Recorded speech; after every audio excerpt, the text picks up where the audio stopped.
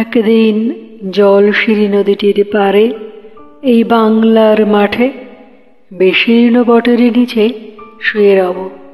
পশমের মতো লাল ফল ঝরিবে বিজন ঘাসে, বাঁকা চাঁদ জেগে রবে।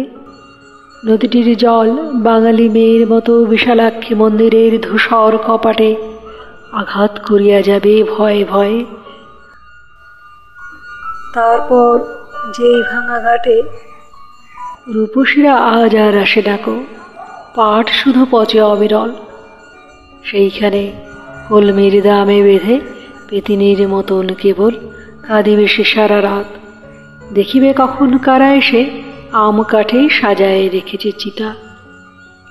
বাংলার শ্রাবণের বিস্মিত আকাশ চেয়ে রবে, ভিজে প্যাঁচা শান্ত স্নিগ্ধ চোখ মেলে। কদমের বনে শোনাবে লক্ষ্মীর গল্প, ভাসানের গান নদী শোনাবে নির্জনে।